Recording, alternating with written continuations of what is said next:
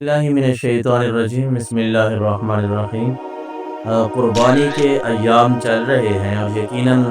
مسلمان بڑے ذوق و شوق کے ساتھ قربانی کرتے ہیں، مساکین کا، محتاجوں کا خیال رکھتے ہیں، تو بہت بڑا اجر و ثواب ہے اس کا۔ اللہ کے نبی صلی اللہ علیہ وسلم نے فرمایا، حدیث مبارکہ کا مفہوم عرض کر رہا ہوں کہ ویسے مساکین کے بارے میں، فقراء کے بارے میں، محتاجوں کے بارے میں حضور صلی اللہ علیہ وسلم نے فرمایا کہ ایک روٹی کا لقمہ یا ایک مٹھی کھجوروں کی، اگر کوئی بھی ایسی چیز جو مسکینوں کو نفع پہنچائے، غریبوں کو، محتاجوں کو نفع پہنچائے، آقا کریم علیہ الصلوۃ والسلام نے فرمایا کہ اس ایک مٹھی کھجوروں کی وجہ سے، اس ایک لقمہ، دو لقمہ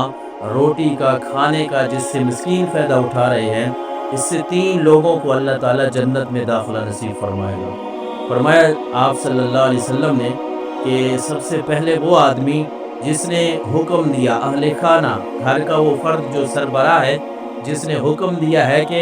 فلاں محتاج کو، فلاں مسکین کو کھانا ضرورت ہے، اس کو کھانا دیں، جس نے حکم دیا اللہ اس کو بھی جنت میں داخلہ نصیب فرمائے گا۔ اور آپ علیہ الصلوۃ والسلام نے فرمایا اللہ اس بیوی کو بھی جنت میں داخلہ نصیب فرمائے گا جو مسکین کے لیے اس کھانے کو تیار کرتی ہے، وہ چیز جو مسکین کو نفع دیتی ہے، اس کو تیار کرنے والی جو بیوی ہے، جو عورت ہے، تو اللہ تعالیٰ اس کو بھی جنت میں داخلہ نصیب فرمائے گا۔ میرے آقا علیہ الصلوۃ والسلام نے فرمایا کہ پھر مسکین تک جو خادم وہ چیز پہنچا کے آتا ہے، اللہ اس خادم کو بھی جنت میں داخلہ نصیب فرمائے گا۔ یعنی ایک مسکین کو، ایک محتاج کو اگر کوئی چیز دینے کے لیے 3 لوگ اس میں شامل ہیں، حکم دینے والا، اور پھر گھر میں تیار کرنے والی کوئی بیوی، کوئی متقی، متقیہ، پرہیزگارہ، اور اس کے بعد